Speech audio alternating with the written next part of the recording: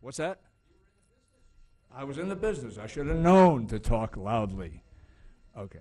I want to introduce the authors, but I do want to tell you that I do want to tell you. God, this is just terrible. Yeah. Okay. How's that? Okay.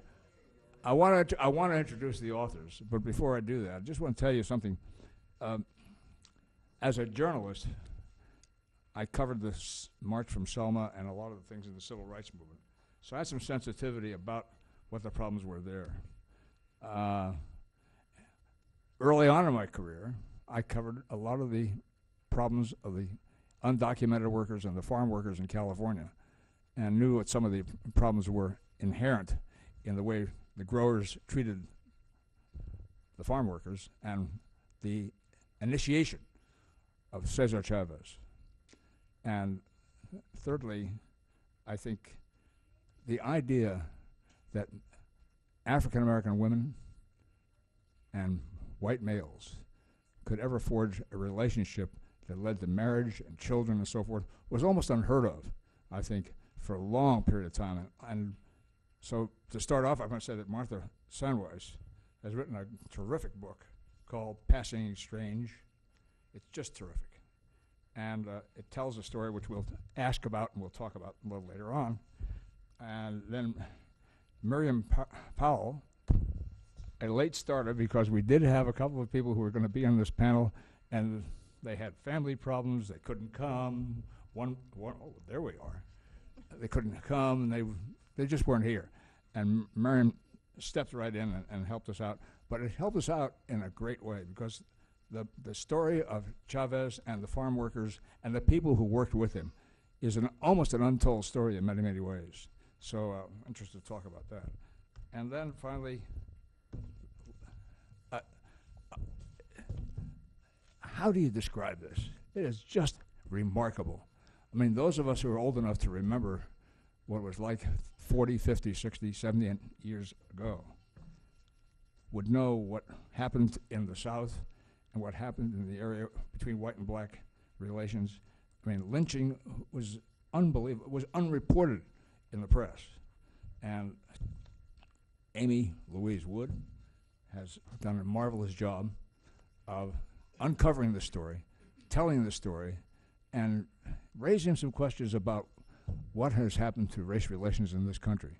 As you know, we're going through a tremendously tense period of time with an African-American president and some of the unspoken but obvious connections that have, coupled with the economic hard times we're facing, the fact we had the first African-American president. Race has been an issue, whether you like to talk about it or not, but it's there. But this book really tells you what it was like 100 years ago. And Amy has done a wonderful job.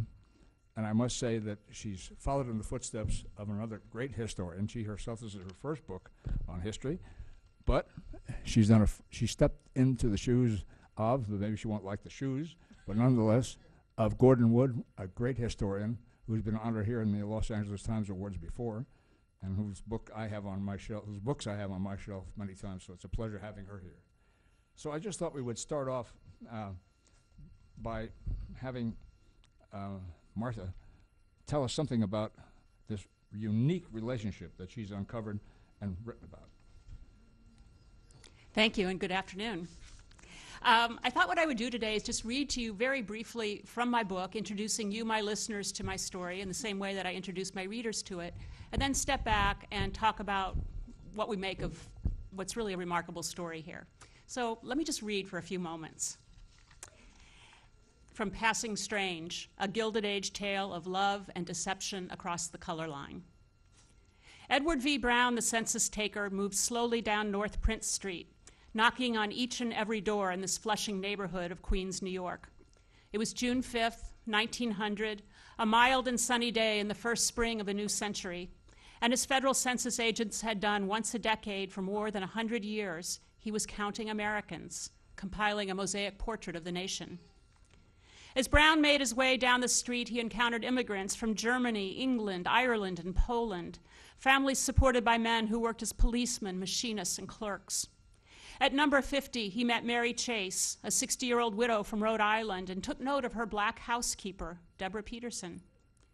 He had counted some 72 white residents on the street thus far, and Peterson was the first black person he had encountered.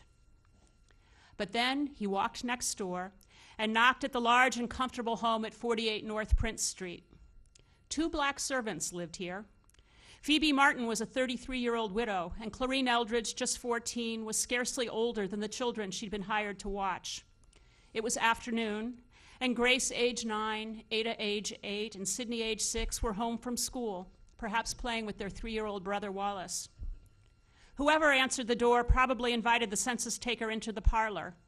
Neither the servants nor the children could have answered his long list of personal questions about the family. And so, Edward Brown entered the home to talk to Ada Todd, the lady of the house. Her husband James was away, she said, so Mrs. Todd sat down to answer the census agent's long list of questions herself.